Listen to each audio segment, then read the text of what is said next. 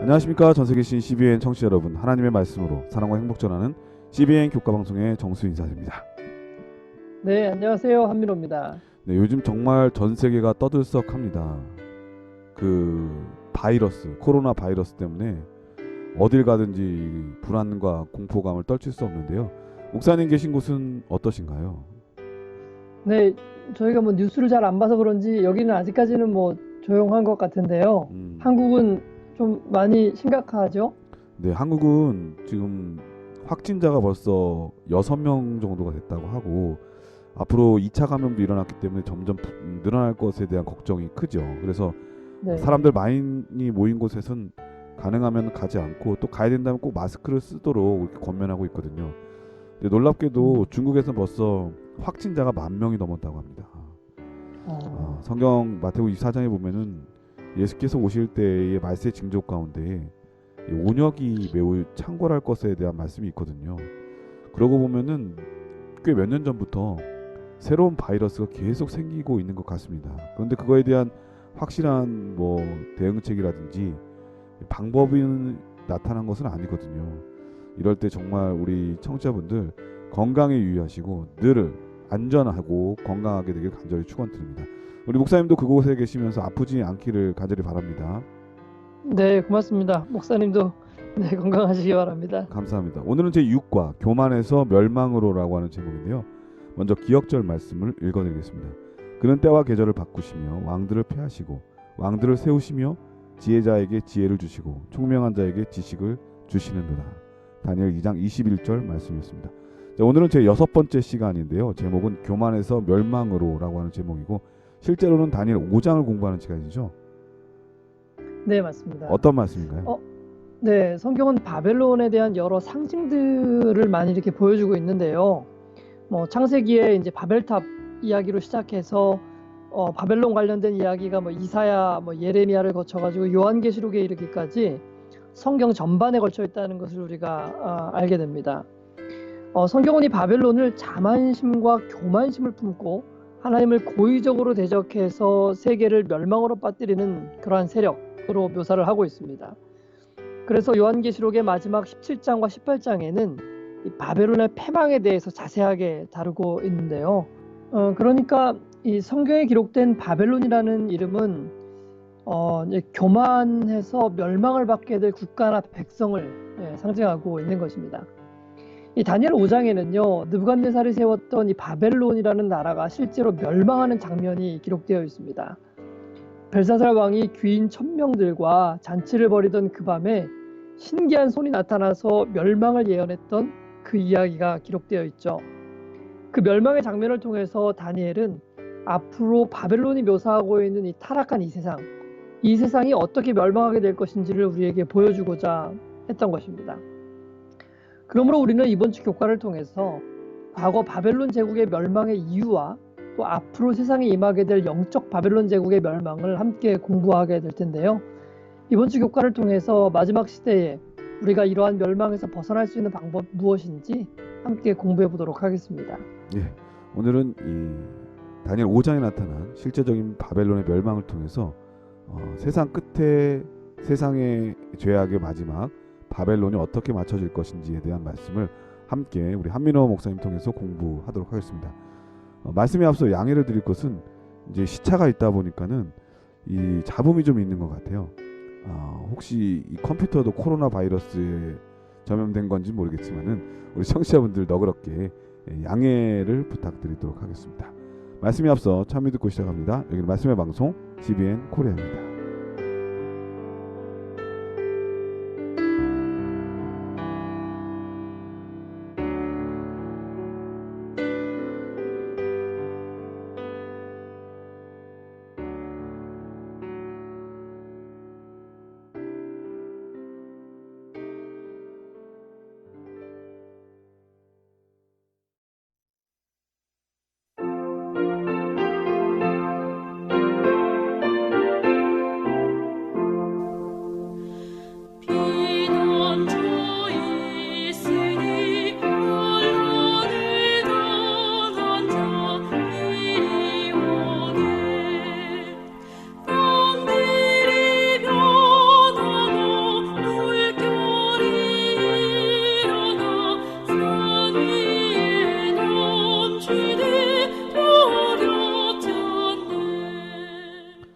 예, 참미 잘 들었습니다. 이롤소지는 벨사살의 연회라고 하는 제목인데요. 어떤 말씀인가요?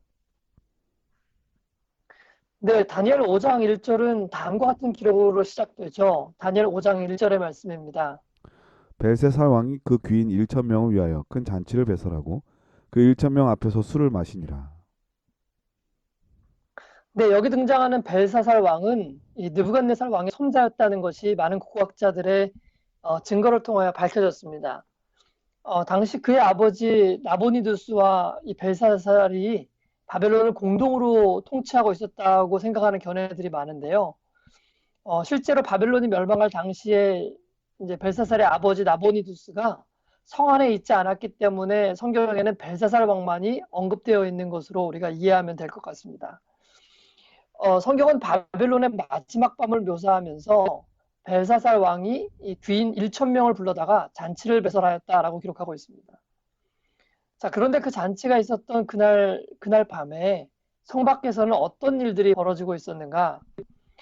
실제로 이 메대와 페르시아 연합 군대가 성을 포위하고 있었습니다. 자, 이게 상식적으로 잘 이해가 안 되죠. 지금 성이 적군에 의해서 포위가 되어 있는데도 불구하고 벨사살은 술잔치를 벌이고 있었던 것입니다.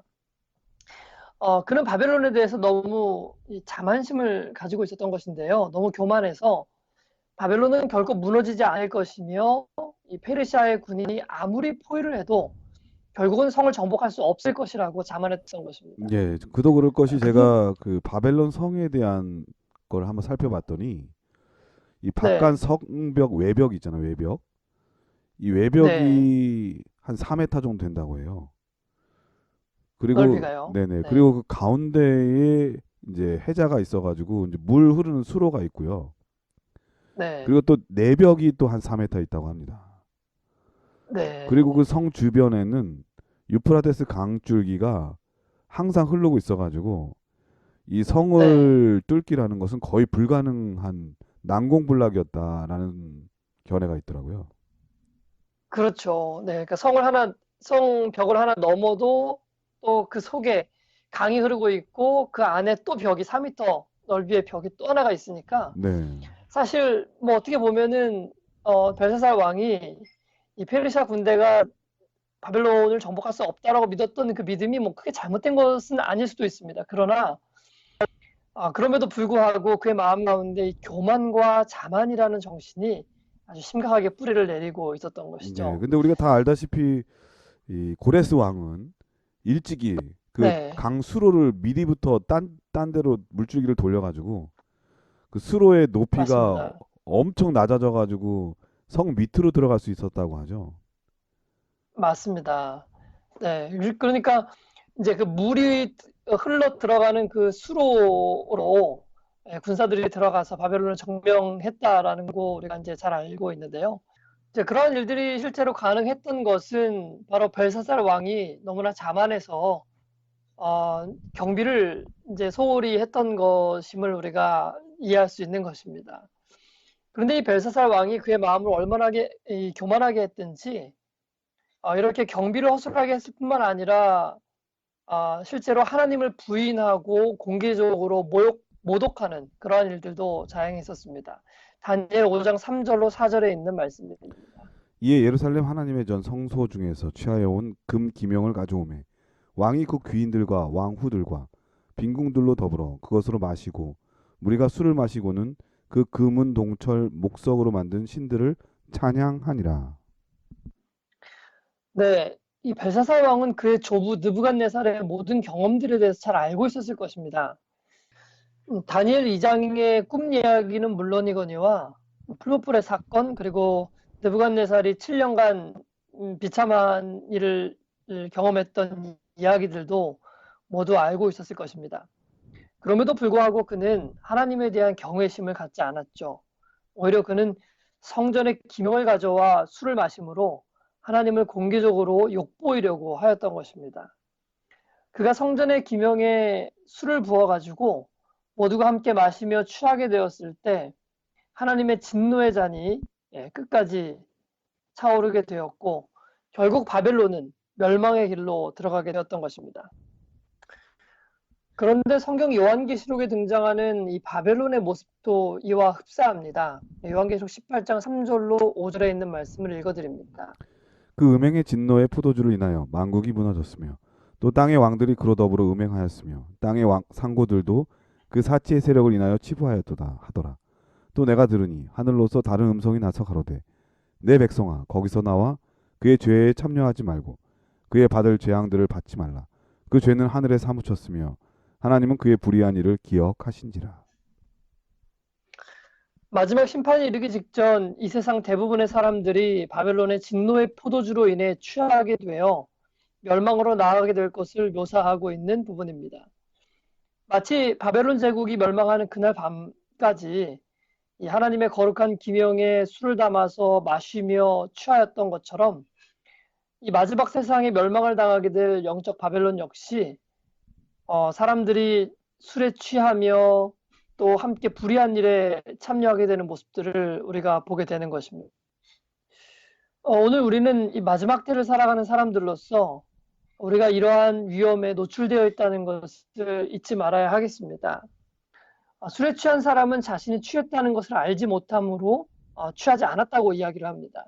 이처럼 우리가 세상에 이 바벨론의 정신에 취해 살면서도 그것을 느끼지 못하는 것이 어쩌면 사단의 전략일 것입니다. 그러므로 우리는 매일 순간 우리 자신을 면밀히 살피는 일이 필요할 텐데요. 마지막 때는 분명 우리가 안심하고 있을 때 불현듯 찾아오게 될 것입니다. 아무쪼록 우리 자신을 돌아보고 마지막 심판의 때를 위해 준비하는 우리 모두가 되었으면 좋겠습니다.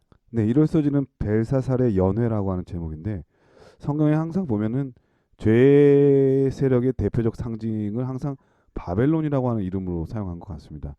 근데 이 마지막 때에도 이 바벨론으로 대표되는 이 악의 세력들이 하나님에 대해서 조롱하면서 마치 노아 때도 그랬고 소돔과 고모르 때도 그랬던 것처럼 하나님에 대해서 조롱하면서 하나님을 모독하고 바로 그때에 심판이 임한다고 하는 사실을 오늘 목사님께서 말씀해 주셨습니다. 월요일 소지는 불청객이라고 하는 제목인데요. 어떤 말씀인가요? 네, 먼저 다니엘 5장 5절의 말씀 읽어드립니다. 그때 사람의 손가락들이 나타나서 왕국 촛대 맞은편 석회벽에 글자를 쓰는데 왕이 그 글자 쓰는 손가락을 본지라. 네, 그날 밤 그 모두가 취해 있을 때 드디어 올 것이 오고야 말았습니다. 갑자기 맞은편 벽에 핏기 없는 손이 나타나는 것을 모든 사람이 보게 되었습니다. 그리고 그 손은 벽에 빛이 나는 글을 쓰기 시작했는데요. 그 놀랍고 무서운 장면이 진행될 때 그것에 모든 사람들은 순간 모두 다 얼어붙었습니다. 모두가 벽에 기록된 그 글을 읽어보려고 애를 썼지만 아무도 그 글을 읽고 해석할 수 있는 사람이 없었던 것이죠. 왕이 엄청난 영예를 약속했음에도 불구하고 아무도 그 글을 해석할 수가 없었습니다. 그제야 그들은 자신들의 형편을 제대로 파악하기 시작했던 것입니다. 바로 전까지 왕과 귀인들은 자신들이 세상의 주인이라고 생각하였을 것입니다. 아무리 페르시아 군대가 성 밖에서 그들을 포위하고 있다 할지라도 그들은 전혀 두려워하지 않았습니다. 왜냐하면 난공불락의 성을 그들이 무너뜨릴 수 있을 거라고 생각하지 않았기 때문이죠. 세상에서 가장 위대한 제국, 세상에서 가장 위대한 왕, 그리고 세상에서 가장 위대한 민족이 바로 자신들이라고 생각했던 것입니다. 그러나 그때 그들에게 한 불청객이 찾아온 것이죠. 그들이 이해할 수도 깨달을 수도 없는, 그리고 이제껏 한 번도 보지 못한 신비한 손이 이 벽에 글을 기록하는 아주 두려운 공포의 불청객이 그들에게 찾아온 것입니다. 네, 생각만 해도 이건 공포 영화예요. 한참 막 즐겁게 막 술 마시면서 웃고 떠들고 있는데 갑자기 벽에 손이 하나 나타나가지고 글씨를 쓴다고 생각해 보세요. 생각만 해도 닭살 돋고 소름 돋지 않나요? 맞습니다. 사실 이제 그제서야 이제 비로소 그들은 이 세상에 누군가 자신들보다 더 위대한 어떤 분이 계시다는 것을 이제 깨닫기 시작했던 것이죠. 그들은 자신들이 성전의 기명을 꺼내서 향락을 위해 핏빛 포도주를 그것에 따를 때에 그것을 지켜보고 계셨던 누군가가 그들을 보고 계신다는 것을 인식하게 되었던 것입니다. 목사님 말씀하신 것처럼 그것은 정말 형용할 수 없는 공포였을 것입니다. 그들의 인생의 모든 과거의 페이지들이 들춰지고 있으며 또 감찰하시는 자의 눈이 모든 죄악들의 기록을 살피고 있다는 것을 그들이 깨닫게 되었을 것입니다. 아마 그 찰나의 순간이 그들에게는 천년처럼 느껴지지 않았을까요? 그 두려움과 공포가 그들에게 얼마나 크게 느껴졌을까 생각을 해보게 됩니다. 그런데 성경은 오늘 우리에게 이 동일한 경고를 주고 있는 것입니다. 우리의 날이 언제까지나 지금처럼 계속되지는 않을 것이라고 말하고 있습니다. 언젠가는 우리의 인생의 벽에도 한 감찰하시는 손이 나타나게 될 것이라고 이야기하고 있는 것이죠. 과연 그때 우리는 그 손을 불청객으로 맞이하게 될 것인가? 아니면 다니엘처럼 담대히 죄를 책망하고 경고하는 위치에 서게 될 것인가? 그러한 일들은 한순간에 결정되는 것은 아닐 것입니다. 낙숫물이 바위를 뚫듯이 우리의 매일의 삶의 조각들이 모여서 우리의 어떠함을 결정짓게 될 것이죠. 우리 모두가 이 사실을 잊지 않고 미래를 위해서 준비하며 생활하는 우리 모두가 되었으면 좋겠습니다. 네, 월요일 서지는 불청객이라고 하는 제목인데 좀 전에 목사님 말씀하신 대로 웬 낯선 손이 딱 나타나가지고 벽에 글씨를 쓰고 있는 거죠. 근데 그 글씨의 내용이 메네 메네 데겔 우바르신 그죠? 달아보니 부족하고 네, 결국 그 나라가 나뉠 것을 또 멸망당할 것을 상징적으로 보여주는 말인데요. 근데 저는 이 장면을 목사님 말씀 들으면서 마치 예수님께서 이 막달라 마리아를 범죄 현장에서 잡아다가 예수님 앞에 놓고선 돌로 쳐 죽여야 된다고 막 소리 지르는 대중들 앞에서 예수님께서 너희 중에 죄 있는 자가 죄 없는 자가 돌로 치라고 하면서 막 글씨 쓰신 장면 있잖아요. 네, 그 장면이 막 떠오르는 거예요. 네, 사실은 우리가 양심이 무뎌져 가지고 상대적으로 자기는 의로운 척하면서 사는 사람들이 많거든요. 마치 네, 이 바벨론 성 안에 있는 모든 사람들이 교만해져 가지고 자기 위에는 아무도 없고 다 자기 아래에 있는 것처럼 생각할 때에 하나님께서 벽에 글씨를 쓰는 것처럼 말이죠. 우리 인생의 벽에 네, 하나님께서 어떤 글씨를 쓰실까? 분명히 이 예수님께서도 음, 그 땅바닥에 그들의 죄를 이렇게 쓰셨을 것 같아요.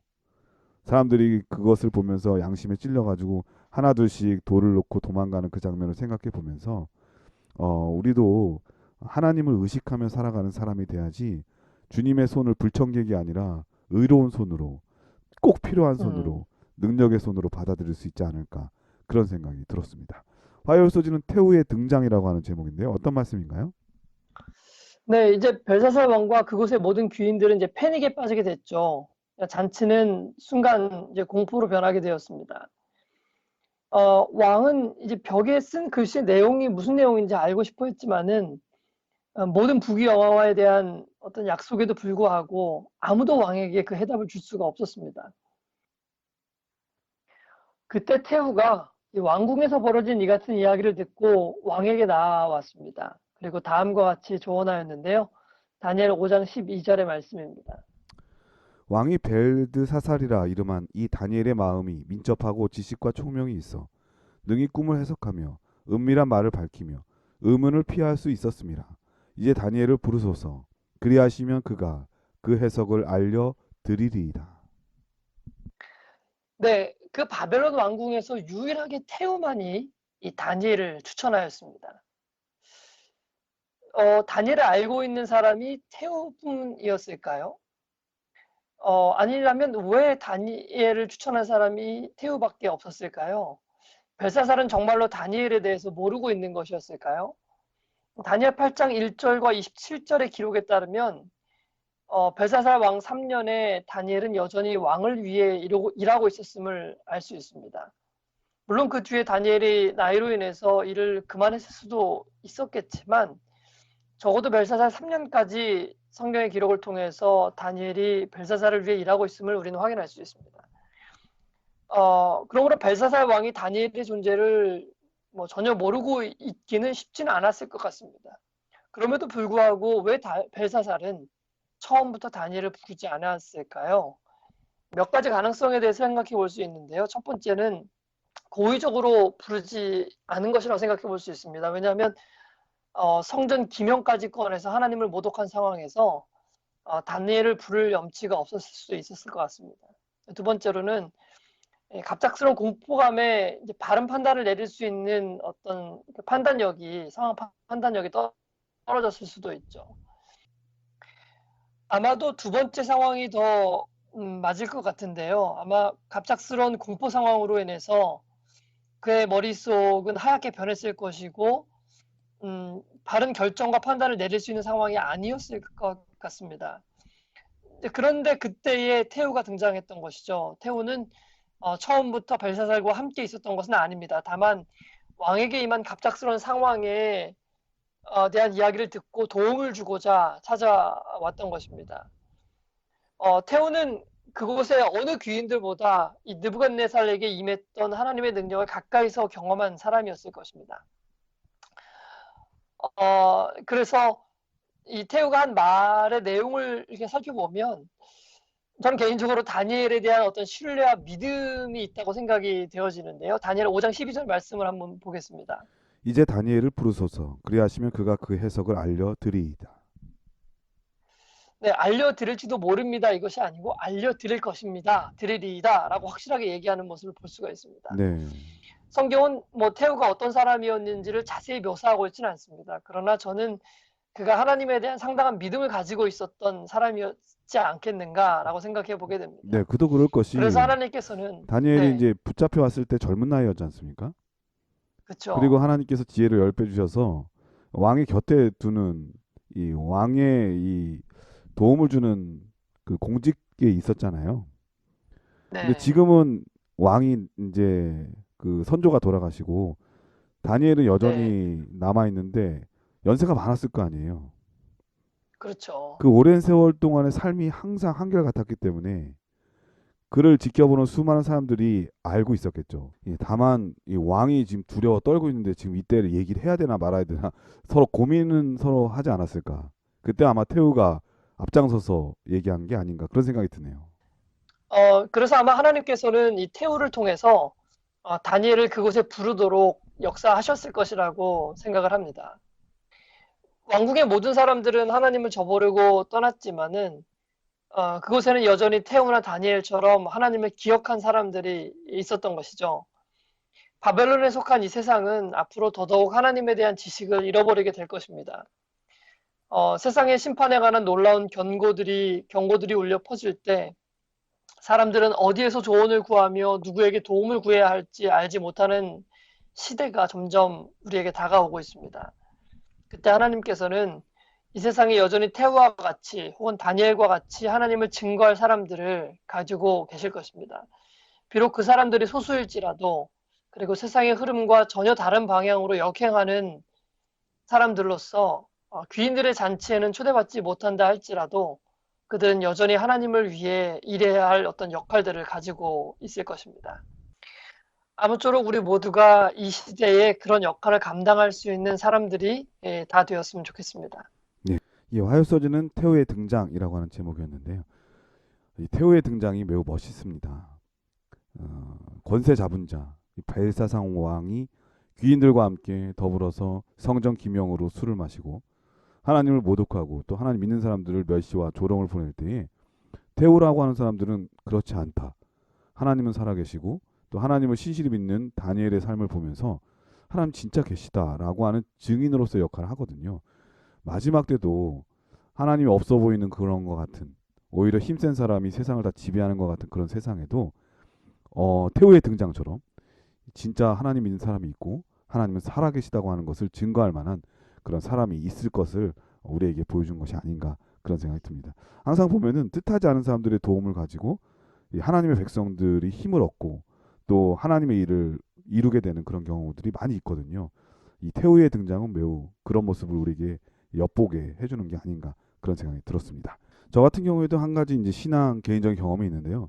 제가 군대 있을 때 너무 힘들고 또 안식의 문제 때문에 괴로워할 때 갑자기 뜻하지 않게 그 위형수라고 하는 사람이 찾아왔어요. 그 본부대 네, 병장이었는데 저는 야수교라고 하는 어, 운전병 교육하는 훈련병이었거든요.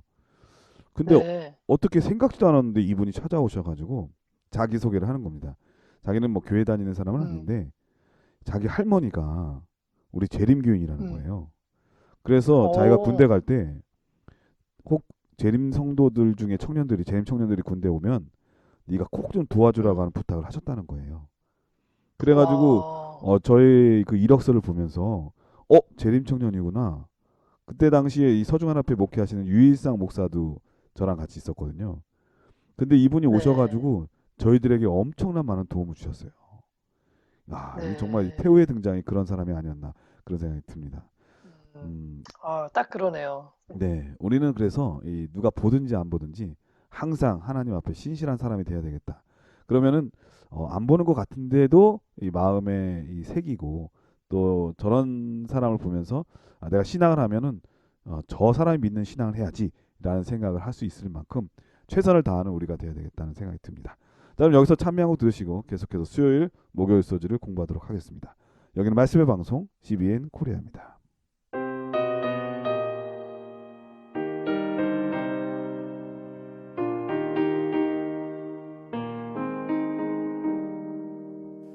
내가 지금 사는 곳 주의 크신 은혜요 주를 믿게 된 것은 더욱 크신 은혜라 넘치는 주의 사랑 놀라운 주의 은혜 날마다 경험하며 주께 감사합니다. 예, 수요일 소지는 저울에 달아보니 부족함이 보였다라고 하는 제목입니다. 근데 제가 이 찬미 듣기 전에 저에게 도움을 주셨던 분 계시잖아요. 전 정말 네네. 그분을 한번 정말 다시 보고 싶어요. 혹시 이 방송을 들으시는 분 중에 위형수라고 하는 분을 혹시 아신다면 제게 연락처를 좀 보내주시면 이 군대에 있을 때 너무 큰 은혜를 입었기 때문에 이분이 이제 우리 재림교인이 되셨으면 너무 네. 좋겠다는 생각 많이 했거든요. 근데 이제 우리 재림교인이 할머니가 재림교이셨으니까. 네네네. 재림교인이 됐는지 안 됐는지 네. 모르겠지만 혹시 주변에 그런 분을 아시는 분이 계시다면 저한테 연락을 주신다면 너무 기쁘고 꼭 그분에게 감사했다고 하는 인사를 드리고 싶은 마음에 말씀을 드렸습니다. 자, 수요일 소지 계속 공부하겠습니다. 예, 수요일 제목은 저울에 달아보니 부족함이 보였다라는 제목입니다. 어떤 말씀인가요? 네. 다니엘이 왕 앞에 불려왔을 때 벨사살 왕은 이 다니엘에게 다음과 같이 이야기를 했죠. 다니엘 5장 16절의 말씀입니다. 내가 내게 대하여 들은즉 너는 해석을 잘하고 의문을 파한다 하도다. 그런즉 이제 내가 이 글을 읽고 그 해석을 내게 알게 하면 내게 자주옷을 입히고 금사슬을 내 목에 들이우고 너로 나라의 셋째 치리자를 삼으리라. 네. 벨사살 왕이 다니엘에게 셋째 치리자를 삼겠다라고 이야기한 이유는 바로 첫 번째 치리자가 자신의 아버지 왕인 이 나보디누스였고, 그리고 자신이 바로 둘째 치리자 왕이었기 때문에 그래서 아마 세 번째 자리를 주겠다고 약속한 것이 아닐까 생각을 해보게 됩니다. 그러나 다니엘은 그러한 약속이 아무런 의미가 없다는 것을 알았죠. 예, 그래서 그러한 선물들을 주지 않아도 이 벽에 적힌 글의 의미가 무엇인지 해석해 주겠다라고 이야기를 했습니다. 그러나 다니엘은 곧바로 그 해석을 알게 해주는 대신에 먼저 바벨론의 멸망을 초래하게 된 가장 중요한 이유를 왕에게 이야기를 하기 시작했습니다. 왜냐하면 그것이 바로 그 손가락 글씨가 쓰여지게 된 이유였기 때문입니다. 좀 길지만은 우리 목사님께서 읽어주시겠습니다. 다니엘 5장 18절로 23절입니다. 왕이여 지극히 높으신 하나님이 왕에 붙인 느부갓네살에게 나라와 큰 권세와 영광과 위엄을 주셨고 그에게 큰 권세를 주셨으므로 백성들과 나라들과 각 방언하는 자들이 그의 앞에서 떨며 두려워하였으며 그는 임의로 죽이며 임의로 살리며 임의로 높이며 임의로 낮추었더니 그가 마음이 높아지며 뜻이 강팍하여 교만을 행함으로 그 왕위가 패한 바 되며 그 영광을 빼앗기고 인생 중에서 쫓겨나서 그 마음이 들짐승의 마음과 같았고 또 들나귀와 함께 거하며 또 소처럼 풀을 먹으며 그 몸이 하늘 이슬에 젖었으며 지극히 높으신 하나님이 인간 나라를 다스리시며 자기의 뜻대로 누구든지 그 위에 세우시는 줄을 알기까지 이르게 되었었나이다. 벨세살이여, 왕은 그의 아들이 되어서 이것을 다 알고도 오히려 마음을 낮추지 아니하고 도리어 스스로 높여서 하늘의 주제를 거역하고 그전 기명을 왕의 앞으로 가져다가 왕과 귀인들과 왕후들과 빈궁들이 다 그것으로 술을 마시고 왕이 또 보지도 듣지도 알지도 못하는 금은 동철과 목석으로 만든 신상을 찬양하고 도리어 왕의 호흡을 주장하시고 왕의 모든 길을 작정하시는 하나님께는 영광을 돌리지 아니한지라. 네, 여기 보면 다니엘이 정말 하고 싶은 모든 이야기를 이 벨사살 왕에게 다 쏟아놓는 것을 볼 수가 있습니다. 느부갓네살의 시대부터 하나님께서 어떻게 역사하시고 느부갓네살 왕에게 여러 가지 사건들을 통해서 인도하셨던 그 모든 경험들을 다시 한번 이 벨사살 왕에게 가감없이 다 이야기했던 것입니다. 여기 보면은 다니엘은요, 벨사살 왕은 그의 아들이 되어서라고 되어 있는데요. 여기서 벨사살을 느부갓네살의 아들이라고 말하는 의미에 대해서는 여러 가지 해석이 존재합니다. 실제로는 아들이 아니라 느부갓네살의 손자였는데요. 네. 뭐 여러 가지 해석이 존재하지만, 네, 히브리 말로는 다 같은 단어잖아요. 아들이라든지 손자든지 다. 자손도 그렇고. 그렇죠. 네, 그래서 이제 보통 부모의 어떤 자식과 손자를 둘 다 아들이라는 단어로 칭할 수 있다는 것이 이제 일반적인 여기서의 이제 해석이라고 우리가 이해할 수 있게 되는 것입니다. 자, 그런데 다니엘은 이 벨사살 왕에게 오히려 이 모든 것들을 다 알면서도 마음을 낮추지 아니하고 도리어 스스로를 높여서 하늘의 주제를 거역하였다라고 이야기를 하고 있습니다. 중요한 것은 벨사살이 이 모든 사실을 분명히 알고 있었다는 것입니다. 그럼에도 불구하고 그는 마음을 낮추지 아니하였던 것입니다. 다니엘은 그것이 바벨론 멸망의 가장 중요한 이유라고 이야기하였던 것입니다.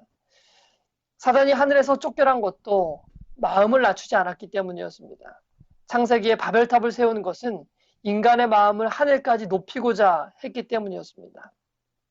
인간에게 있어서 최대의 싸움은 마음에서 일어나며 그것은 마음을 낮추는 것에 대한 바로 싸움이라는 것을 우리가 깨달아 알 수 있는 것입니다.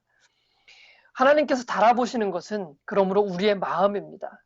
과연 이 사람의 마음이 낮아지고 있는가 하는 것이 우리의 구원에 결정적인 영향을 미칠 수 있다는 것이죠.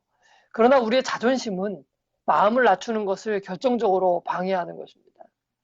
예수님께서는 유다가 자신의 마음을 낮추고 예수님을 구주로 인정하기를 정말 바라셨습니다. 예수님께서 유다의 발을 씻기셨을 때 예수님께서 정말 최고로 낮추신 그 마음을 보고 유다는 거의 회개할 뻔하였습니다.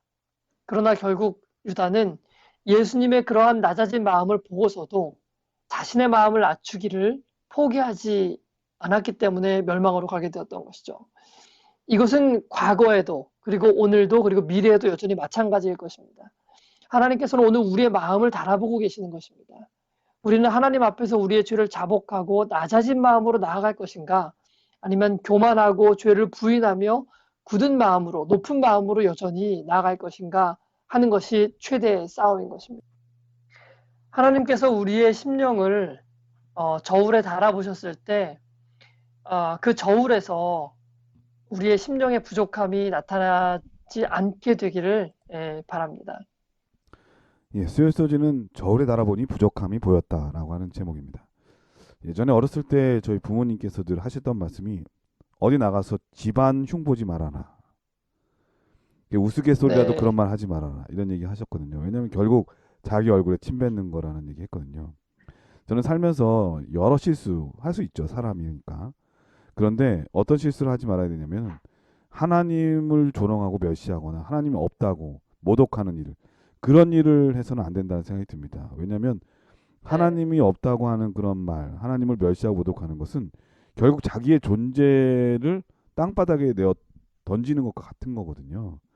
그래서 아무리 힘들고 어려워도 하나님을 모독하거나 무시하는 그런 일을 범하지 않는 우리가 돼야 되겠다는 생각이 듭니다.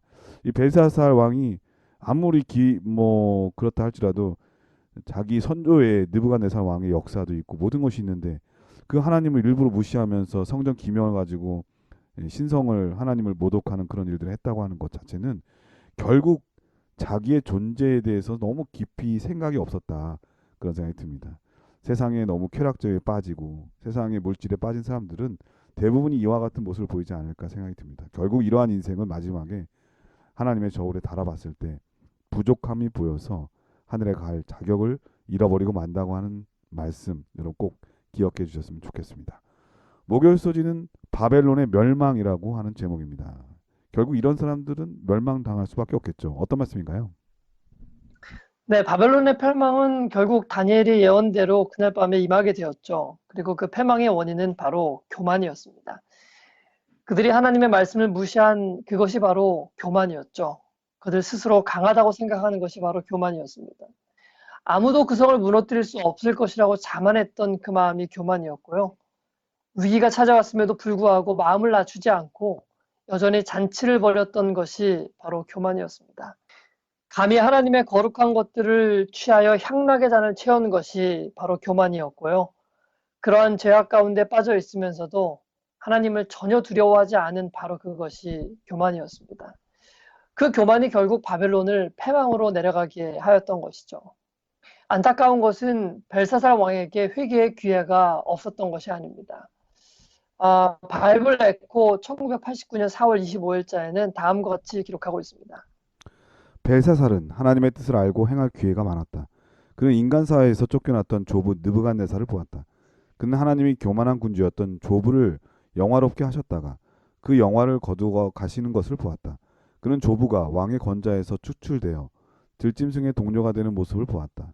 그러나 연락과 자화자찬에 취하여 절대 잊어서는 안 될 교훈이 그의 생각에서 희미해졌다. 그는 진리에 친숙해질 기회를 활용하기를 게을리함으로 자신에게 주어진 소중한 기회를 놓쳤다. 그는 진리에 친숙해질 기회를 활용하기를 게을리함으로 자신에게 주어진 소중한 기회를 놓쳤다. 벨사살의 멸망의 이유가 바로 이것입니다. 그는 진리에 친숙해질 기회를 활용하는 것을 게을리하였다는 것입니다. 하나님께서 주신 많은 기회들 가운데서 그가 진리를 더 알고자 나아갔다면 어쩌면 그의 인생과 국가와 수많은 백성들을 살렸을 수도 있었을 것입니다. 그러나 그는 그에게 주어진 모든 황금과 같은 기회들을 저버렸던 것입니다. 결국 멸망은 한 번의 사건을 통해서가 아니라 우리에게 주신 매일의 모든 기회들을 등한히 한 것에 대한 결과라는 것을 우리는 여기서 깨달을 수 있게 되는 것입니다. 한국에서 미국을 향해 가는 항공기 각도가 1도만 틀어진다고 해본다면 1도가 틀어졌다고 해서 뭐 당장 어떤 결과가 나타나는 것은 아닙니다. 그러나 결국 그 결과로 인해서 항공기는 목적지에 도착하지 못하게 될 것입니다. 네, 1도지만은 계속 앞으로 나아갈수록 점점점 벌어지잖아요. 맞습니다. 매일의 삶에서 한 번 우리가 우리의 마음을 하나님께 드리지 않는다고 해서 거기에 대한 어떤 결과를 우리가 당장 맞닥뜨리는 것은 아닙니다. 그러나 그러한 매일의 삶이 반복되고 우리가 하나님 없이 살아가는 생애가 이어진다면 우리 인생의 끝은 벨사살의 것과 같을 수밖에 없다는 것이죠. 오늘 우리는 이러한 바벨론의 패망을 거울 삼아 우리의 심령을 낮춰야 할 것입니다. 우리에게 베푸신 모든 은혜들을 기억하고 진리를 향해서 매일 한 걸음씩 한 걸음씩 옮겨가야 할 것입니다. 매일매일 진리 되시는 예수 그리스도와 더욱더 친숙한 길로 나아가야 할 것입니다. 그것이 다니엘이 예언한 뜨인 돌이 세상을 멸망시킬 때에 우리가 살아날 수 있는 유일한 길이 아니겠습니까? 멸망이 확실히 예언되어 있는 바벨론호에서 벗어나서 예수 그리스도의 구원의 방주로 안전을 찾는 우리 모두가 되었으면 좋겠습니다. 네, 목요일 소지는 바벨론의 멸망이라고 하는 제목인데 이 바벨론이 왜 멸망했는지 교만 때문이었다고 하는 것을 말씀해 주셨습니다. 이 바벨론은 마지막 때의 실제적인 나라 바벨론이 아니라 죄악의 세력의 대표 바벨론을 말하는 거잖아요. 사단이 하늘에서도 그 교만함 때문에 땅에 떨어진 것처럼 이 바벨론이 교만하기 때문에 이 사단의 세력을 대표하는 그런 상징이 되지 않았나 그런 생각이 듭니다. 성경에도 보면은 하나님께서는 교만은 패방의 선봉이요 거만한 마음은 넘어짐의 앞잡이라고 그랬거든요. 그 이유는 물은 마음이 교만한 자를 하나님께서 미워하시고 피차의 손을 잡을지라도 벌을 면치 못하겠다고 잠언에 말씀하셨거든요. 그러므로 우리가 하나님께 속한 사람이 되기 위해서 반드시 해야 될 게 있다면 교만을 버려야 된다고 하는 것이죠. 교만하면 어떻게 된다는 것을 오늘 보여준 것 같습니다. 하나님도 무시하고 하나님 믿는 사람도 무시하고 하나님의 사람도 무시해서 자기 멋대로 자기 원하는 대로 자기 마음대로 신앙하는 사람이 되는 거죠. 그렇게 되면 자기 자신이 우상이 되는 것입니다. 이러한 사람은 심판의 앞에 서게 된다고 하는 말씀 여러분 꼭 기억해 주셨으면 좋겠습니다. 오늘 목사님께서 교과를 간략하게 정리해 주시고 기도하고 마치도록 하겠습니다. 네, 우리는 이번 주 교과를 통해서 바벨론의 멸망을 살펴보았습니다. 결국 벨사살 그리고 바벨론의 패망은 주어진 기회를 등한히 하고 마음을 낮추지 않고 높아진 마음으로 하나님을 모욕한 것에 대한 결과였던 것이죠. 예수님께서는 2000년 전에 우리를 위해 십자가를 지셨고 또 모든 인류에게 용서를 선물로 주셨습니다. 그리고 우리 모두 진정으로 마음을 낮추고 그 구원을 감사함으로 받으라고 초청하고 계십니다. 그러나 혹 오늘 우리의 마음이 그 초청을 감사와 깊은 감사와 송구함으로 받기에 너무 교만한 것은 아닐까 우리 스스로 되돌아 보았으면 좋겠습니다. 우리가 진정 감사한 마음으로 십자가를 받고 우리 죄에 대한 용서를 주신 하나님께 감사하지 않는다면 우리는 누구보다도 십자가를 지신 그분을 모욕하게 되는 것입니다. 그것은 우리의 마음이 교만함을 의미하는 것이며 세상에 다가올 멸망에서 보호받지 못하는 결과를 초래하게 될 것입니다. 아무쪼록 이러한 분명한 예언 앞에서 우리 모두 심령을 낮추고 예수님께 나아가는 우리 모두가 되었으면 좋겠습니다. 네, 목사님의 기도로 교과를 마치도록 하겠습니다. 그대로 오신 아버지 하나님, 오늘 말씀을 통하여 다니엘 5장에 기록된 바벨론 패망의 이야기를 우리가 되새겨 봅니다. 하나님, 바벨론이 멸망한 것처럼 이 세상 영적 바벨론도 언젠가는 반드시 패망하게 될 것을 기억할 수 있도록 주님 도와주시고 아멘.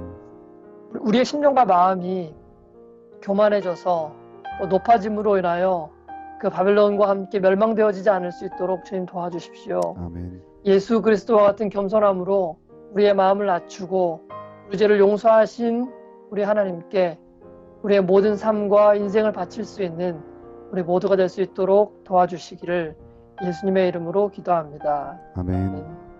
네, 전세계신 CBN 청취자 여러분, 예수님께서 십자가에 달리셨을 때 수많은 사람들이 그를 조롱하고 멸시했습니다.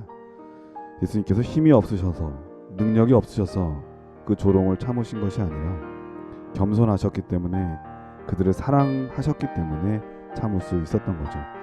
저는 참된 겸손은 진정한 사랑에서 나타날 수 있다는 생각이 듭니다. 한 주일 동안 십자가의 그 큰 사랑을 깊이 묵상하면서 그 사랑이 바로 겸손함에서 나타났다는 생각. 그래서 여러분들도 많이 겸손한 모습으로 사랑을 표현하는 여러분 되셨으면 정말 좋겠습니다. 오늘 통신 상태가 별로 좋지 못한 점 죄송하다는 말씀을 드리고요. 저희 다음 주에 더 좋은 모습으로 찾아뵙도록 하겠습니다. 건강하시고요. 안녕히 계십시오. 안녕히 계세요.